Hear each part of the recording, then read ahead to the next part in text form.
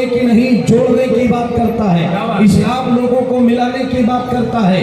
अल्लाह ताला सबका रब है, यानी अल्लाह ताला सारे इंसानों का रब है, सारे फरिश्तों का रब है, इस कायनात के जर्रे जर्रे का रब है, और जिन जिन का रब अल्लाह ताला है उन तमाम के लिए नबी की जात रहमत है, अल्लाह ताला की जात रहमत है।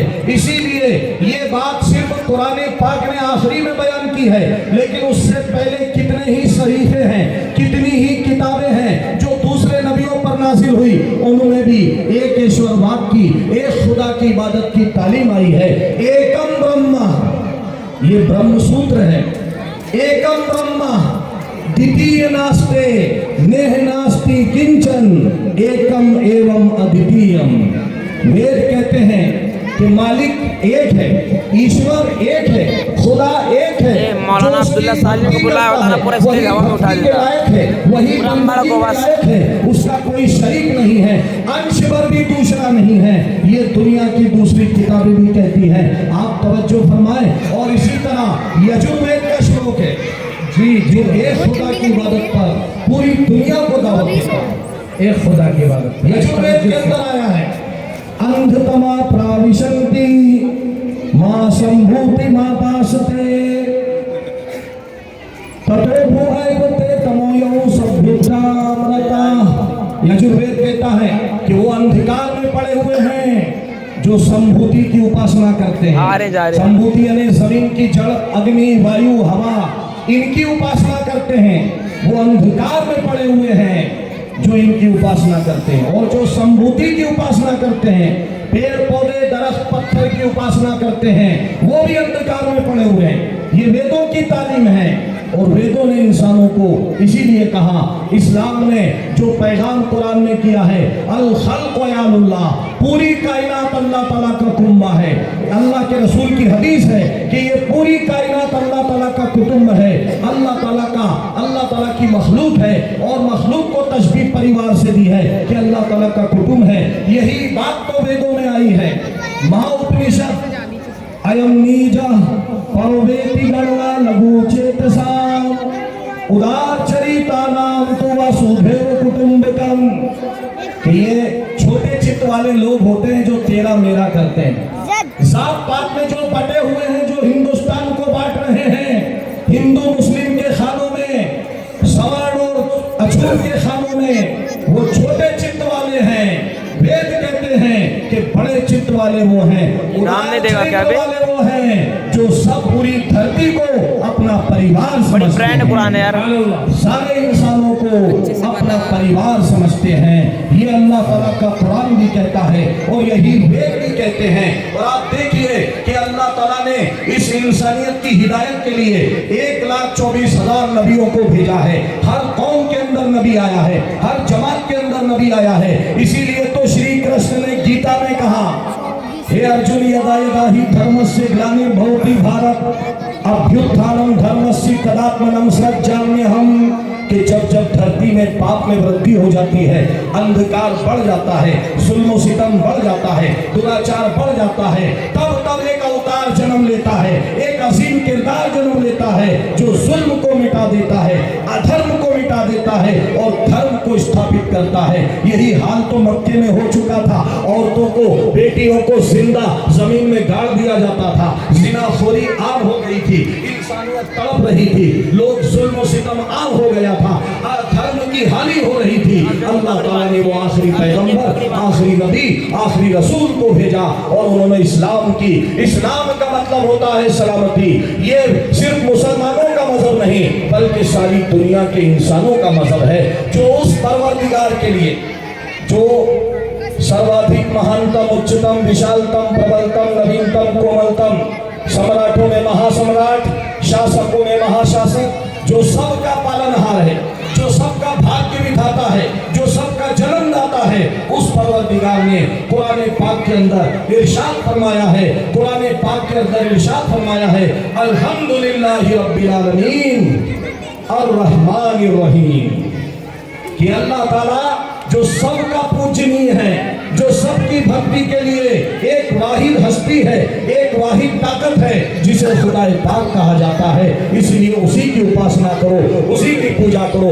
कुरान का पहला पैगाम काम तो यह है कि एक खुदा की पूजा करें, एक खुदा की इबादत करें और उस खुदा से मोहब्बत करने के लिए ऐसा कर्म करें मेरे भाइयों। सिर्फ खुदा के ऊपर ईमान लाना काफी नहीं, बल्कि हमारे अमाल होने चाहिए। हमारे अमाल भी इस तरह होने चाहिए जिस तरह के गीता ने भी ये बात कही है, अर्जुन कर्मण्येवाधिकारस्ते मा फलेषु कदाचन। तू कर्म की पूजा कर, कर्म अच्छे कर, फल की कामना मत कर। अगर तू अच्छे कर्म करेगा तो तुझे मालिक जो है, ईश्वर जो है, वो अच्छा फल प्रदान करेगा। तेरे अच्छे कर्मों की वजह से तुझे फल प्रदान करेगा। एक बार सभी हज़रात मोहब्बत से दुरूद पाक पढ़े, अल्लाहुम्मा सल्ली अला सय्यिदिना व सलातु व सलाम अलैका या रसूल अल्लाह। इसलिए कुरान का पैगाम आज हमारे बदरुद्दीन साहब ने दिया है कि लिखना नहीं आता तो मेरी जान पढ़ाकर, लिखना नहीं आता, क्या बात है, तो मेरी जान पढ़ाकर हो जाएगी मुश्किल तेरी आसान पढ़ाकर, हो जाएगी मुश्किल पढ़ाकर तेरी आसान पढ़ाकर, ओ वल्लाह तेरी रूह को तस्कीन मिलेगी, वल्लाह तेरी रूह को तस्कीन मिलेगी।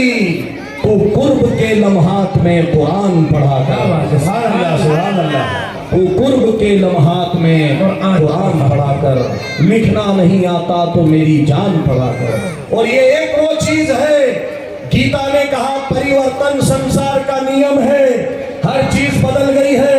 आज भी जो नमरूद और फिरौन बनकर सत्ता पर बैठे हुए हैं और ये समझते हैं कि हमें कोई नहीं बदल सकता, गीता में श्री कृष्ण ने कहा है कि परिवर्तन होकर के रहेगा, परिवर्तन आएगा। रावण को भी वरदान था लेकिन परिवर्तन आया, उसको भी मौत का मजा चखना पड़ा। इस दुनिया में दुनिया की तारीख बदल जाएगी, कायम कौमों के नक्शे बदल गए, जमाना बदल गया, वक्त की रफ्तार बदल गई, हिंदुस्तान और पाकिस्तान के नक्शे बदल गए। है कौले मोहम्मद कौले खुदा, फरमान न बदला जाएगा, बदलेगा जमाना लाख मगर कुरान न बदला जाएगा। माशाअल्लाह, सुभान अल्लाह, बदलेगा जमाना लाख मगर कुरान न बदला जाएगा। आज आप हिंदुस्तान में हैं, कल आप कब्रिस्तान में होंगे, आपकी जिंदगी बदल जाएगी, आपकी नस्लें जवान हो जाएंगी, आप दुनिया से चले जाएंगे, लेकिन कुरान वो किताब है जो कभी बदल नहीं सकती।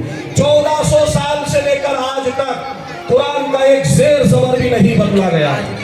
आप आज अमेरिका के अंदर सबसे ज्यादा छपने वाली, सबसे ज्यादा बिकने वाली, सबसे ज्यादा पढ़ी जाने वाली अगर कोई किताब है तो कुरान पाक। सुभान अल्लाह, ये मैं नहीं कह रहा हूँ, ये अमेरिका का जो संगठन है प्यू रिसर्च सेंटर, उसकी रिपोर्ट कह रही है। और आज दुनिया के अंदर कभी हिजाब के नाम पर, कभी तलाक के नाम पर, कभी लाउड स्पीकर के नाम पर, कभी दाढ़ी टोपी के नाम पर, कभी मस्जिद के अजान के नाम पर, जिस मजहब पर आज निशाना साधा जा रहा है, मेरे भाइयों आपके पास मोबाइल है, आप मोबाइल पर सर्च करें the fastest growing religion of the world, दुनिया का सबसे तेजी से बढ़ता हुआ मजहब कौन सा है, गूगल बताएगा। ये उलमा इकराम तो इस्लामिक स्कॉलर है, इनकी बात मत मानिए, लेकिन गूगल बता रहा है पूरी दुनिया को। The fastest growing religion of the America, the fastest growing religion of Europe, the fastest growing religion of the world, दुनिया का सबसे तेजी से फैलता हुआ मजहब कौन सा है? जब आप गूगल पर सर्च करेंगे तो गूगल बताएगा Islam is the fastest growing religion of the world. Islam is fastest growing religion of the world. ये क्यों फैल रहा है? ये कुरान की सदाकत पे फैल रहा है। अभी सोशल मीडिया का दौर है, सोशल मीडिया का दौर है। अभी थोड़े दिन पहले, टाइम तो है ना साहब, अभी थोड़े दिन पहले सबरीमाला का एक वीडियो दुनिया के अंदर आज भी सोशल मीडिया पर गर्दिश कर रहा है। केरल की एक पढ़ी लिखी खातून जो मोटिवेशनल स्पीकर है, जो सोशल वर्कर है, उसने अभी मक्का मदीना जाकर इस्लाम कबूल कर लिया। पूरी दुनिया में तहलका मच गया, उसका वीडियो आज भी मौजूद है। जब इंटरनेशनल मीडिया ने उसका इंटरव्यू लिया कि आपने इस्लाम क्यों कबूल कर लिया, कौन सी बात आपको इस्लाम से करीब करने लगी, कौन सी बात ने आपको प्रेरित किया कि आप इस्लाम कबूल कर लें, तो उसने जवाब दिया मेरे भाइयों, उसने कहा कि जब मैंने इस्लाम के खिलाफ जो हंगामा देखा, कभी हिजाब पर पाबंदी है, कभी नमाज के नाम पर, कभी अजान के नाम पर जो मीडिया ने शोर गुल बर्पा कर दिया है, गांव की चौपाल से लेकर टीवी के चैनल तक और इलेक्ट्रॉनिक मीडिया से लेकर प्रिंट मीडिया, सोशल मीडिया तक जो इस्लाम के खिलाफ आतंक मचा रखा है, जो शोर गुल किया जा रहा है, तो मैंने सोचा कि मैं कुरान पढ़ूं। मैं कुरान पढ़कर देखना चाहती थी कि इस्लाम में ऐसा क्या है जो दुनिया के 1.5 अरब लोग इस्लाम का कलमा पढ़ रहे हैं, 1.5 अरब लोग इस्लाम के ऊपर ईमान रख रहे हैं। उसने जब कुरान का ट्रांसलेशन मलयालम में और इंग्लिश में पढ़ा, अल्लाह का करना ऐसा हुआ, वो कुरान के पास आई, अल्लाह ताला ने इस्लाम उसके पास भेज दिया, ईमान उसे अता फरमा दिया, पूरा कुरान खत्म हुआ, उसने इस्लाम कबूल कर लिया। मक्का मदीना में जाकर इस्लाम कबूल किया और कलमा पढ़कर अपना नाम फातिमा रखा। ये कोई एक मिसाल नहीं है, ऐसी सैकड़ों मिसालें हैं जो दुनिया में आज इस्लाम को तेजी से फैलने वाला मजहब बना रही हैं। क्यों? एक तो नबी की सीरत है, हम नबी की सीरत को अपनाएं मेरे भाइयों, हमारे पड़ोसियों के हक को अपनाएं। अल्लाह के रसूल ने फरमाया है, धरती वालों पर तुम दया करो, आकाश वाला तुम पर दया करेगा। इरहमु मन फिल अर्दी यरहमुकुम मन फिस समा। The entire universe is the family of Allah. समूचा ब्रह्मांड अल्लाह ताला का परिवार है। इस जमीन वालों पर तुम रहम करो। अल्लाह के नबी की सीरत को हम अपनाएं, अल्लाह के नबी की सूरत को हम अपनाएं। मेरी बात को, क्योंकि वक्त मुझे इजाजत नहीं देता, इंशाअल्लाह इससे पहले भी इसके बाद भी आपके सामने आने का मौका मिलेगा तो इंशाअल्लाह मैं आपके सामने खिताब करूंगा। थोड़ी देर तवज्जो चाहता हूँ, आप लोग सुकून से बैठ जाएं, बच्चे लोग डिस्टर्बेंस ना करें, नबी की सीरत को अपनाएं। आज दुनिया में हर आदमी किसी न किसी को अपना आइडियल मानता है, किसी न किसी को अपना रहबर मानता है। जब इसी पॉइंट ऑफ व्यू से डिस्कशन को मैंने आगे बढ़ाया तो सबसे पहले एक डॉक्टर से मैंने पूछा, ए doctor, who is your ideal? तो डॉक्टर ने जवाब दिया, my ideal is the greatest doctor of the world. जब मैंने यही सवाल एक इंजीनियर से पूछा तो उसने कहा, my ideal is the greatest engineer of the world. जब मैंने यही सवाल एक फिजिक्स के स्टूडेंट से पूछा तो उसने जवाब दिया, my ideal is the greatest physician of the world. जब मैंने यही सवाल एक बॉटनी के स्टूडेंट से पूछा तो उसने जवाब दिया, my ideal is the greatest botanician of the world. जब मैंने यही सवाल एक कॉमर्स के स्टूडेंट से पूछा तो उसने जवाब दिया, my ideal is the greatest businessman of the world. जब मैंने यही सवाल एक इकोनॉमिक्स के स्टूडेंट से पूछा तो उसने जवाब दिया, my ideal is the greatest economist of the world. जब मैंने यही सवाल एक पॉलिटिक्स के स्टूडेंट से पूछा तो उसने जवाब दिया, my ideal is the greatest politician of the world. जब मैंने यही सवाल एक साइंस के स्टूडेंट से पूछा तो उसने जवाब दिया, my ideal is the greatest scientist of the world. नारे तकबीर, अल्लाहु अकबर, नारे तकबीर, अल्लाहु अकबर, जामिया हुसैनिया जिंदाबाद। मतलब क्या हुआ कि अगर कोई डॉक्टर है तो डॉक्टर को ही आइडियल बनाएगा, अगर कोई इंजीनियर है तो इंजीनियर को ही आइडियल मानेगा, अगर कोई फिजिक्स पढ़ रहा है तो फिजिशियन को ही अपना आइडियल बनाएगा, अगर कोई हिस्ट्री पढ़ रहा है तो हिस्ट्रियन को ही अपना आइडियल बनाएगा, अगर कोई पॉलिटिक्स पढ़ रहा है तो पॉलिटिशियन को ही अपना आइडियल बनाएगा, अगर कोई साइंस पढ़ रहा है तो साइंटिस्ट को ही अपना आइडियल बनाएगा। एक साइंटिस्ट एक डॉक्टर के लिए आइडियल नहीं हो सकता, एक डॉक्टर एक साइंटिस्ट के लिए आइडियल नहीं हो सकता, एक इकोनॉमिस्ट एक पॉलिटिशियन के लिए आइडियल नहीं हो सकता, एक वकील एक बिजनेसमैन का आइडियल नहीं बन सकता, एक फकीर एक बादशाह का आइडियल नहीं हो सकता, एक बादशाह एक फकीर का आइडियल नहीं हो सकता। लेकिन कुरान ने कहा, ऐ लोगों, तुम सब के लिए रसूल की जिंदगी बेहतरीन नमूना। बेशक बेशक, बादशाह का भी नमूना है, हिंदू के लिए भी नमूना है, मुसलमान के लिए भी नमूना है, सिख के लिए भी नमूना है, ईसाई के लिए भी नमूना है। सारे लोगों से इस्लाम पुकार कर कहता, लक़द काना लकुम फी रसूलिल्लाहि उस्वतुन हसना। ऐ लोगों, नबी की जिंदगी में बेहतरीन नमूना है। तो हम पहले, कुरान कोई बात ऐसी नहीं कहता, हम दुनिया के लोगों से पूछना चाहते हैं, ऐ दुनिया के लोगों बताओ, हम आइडियल, तुमने दुनिया के लोगों को आइडियल माना है। मैं थोड़ी सी देर में अपनी बात को खत्म करूंगा, मुख्तसर से वक्त में अपनी गुफ्तगू को समेटते हुए बोलना चाहूंगा। पहले मैं दुनिया से पूछता हूँ, the first prime minister of India Jawaharlal Nehru को अपना आइडियल मानने वालों, the founder of Sikhism, Guru Nanak को अपना आइडियल मानने वालों, the founder of Brahmo religion Raja Ram Mohan Roy को अपना आइडियल मानने वालों, the founder of Arya religion Swami Dayanand Saraswati को अपना आइडियल मानने वालों, the founder of Buddhist Gautam Buddha को अपना आइडियल मानने वालों, क्या तुम कामयाब हो चुके हो? क्या कामयाबी की मंजिलों को पहुंच चुके हो? आज दुनिया दावा कर रही है। अभी थोड़े दिन पहले कोरोना कोविड-19 आया था, 36 इंच का सीना फुलाकर दुनिया के फिरौन ने कहा अच्छे दिन लाएंगे। यही बात फिरौन ने कही थी, यही बात नमरूद ने कही थी।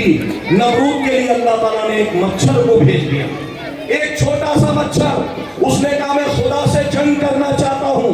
एक छोटा सा मच्छर उसकी नाक में घुस गया। नमरूद उस मच्छर पर कंट्रोल नहीं पा सका और तड़प तड़प कर मर गया। कल के नमरूदों ने जब खुदाई दावा किया तो अल्लाह ताला ने एक मच्छर को भेज दिया। आज के नमरूदों ने जब खुदाई दावा किया तो अल्लाह ताला ने नमरूद के मच्छर से करोड़ों गुना छोटा virus, the micro virus of the world, जिसे कोरोना कोविड-19 कहा जाता है, एक वायरस ने पूरी दुनिया को हिलाकर रख दिया, लाशों का अंबार रख दिया। गंगा के अंदर लाशें सड़ती थी। पूरी दुनिया में अमेरिका से लेकर इंडिया तक इतने लोग मारे गए, इतने लोग मारे गए कि जिसका कोई आंकड़ा भी नहीं है। अल्लाह ने बता दिया, ऐ लोगों, ऐ पैसा कमाने की दौड़ में कंपनियों में काम करने वालों, ऐ ऊंची इमारत बनाने वालों, ऐ चांद पर कमर डालने वालों, अग्नि मिसाइल बनाने वालों, परमाणु बम बनाने वालों, तुम्हारी औकात क्या है? एक ना दिखने वाले वायरस ने पूरी दुनिया को लॉकडाउन का शिकार बना दिया। मेरे भाइयों, जो अच्छे दिन की बात करते थे उनको बता दिया कि तू चाहेगा तो अच्छे दिन आएंगे और तू चाहेगा तो बुरे दिन आएंगे। इतने बुरे दिन आए कि दुनिया में कभी इतने बुरे दिन ना आए होंगे। ये अल्लाह ताला की कुदरत थी, अल्लाह ताला की कुदरती कामिला थी। लिहाजा मैं सिर्फ ये अर्ज करना चाहता हूँ कि हम नबी पाक सल्लल्लाहु अलैहि वसल्लम की सीरत को अपनाएं। आखिरी बात कहकर 2 मिनट में अपनी गुफ्तगू को खत्म करना चाहता हूँ। इस कुरान ने फरमाया कि यही वो रसूल हैं। अबू बकर सिद्दीक ने जब इनको अपना आइडियल बनाया तो उन्हें सखावत का बादशाह बनाकर चमका दिया। यही वो रसूल हैं। हजरत उमर ने जब इनको अपना आइडियल बनाया उन्हें अदालत का बादशाह बनाकर चमका दिया। यही वो रसूल हैं। जब हजरत अली मुर्तजा ने इनको अपना आइडियल बनाया तो उन्हें शुजाअत का बादशाह बनाकर चमका दिया। जब हजरत उस्मान ने इनको अपना आइडियल बनाया तो उन्हें सखावत का बादशाह बनाकर चमका दिया। जब ख्वाजा मोइनुद्दीन चिश्ती ने इनको अपना आइडियल बनाया तो उन्हें हिंदुस्तान का बादशाह बनाकर चमका दिया। इसीलिए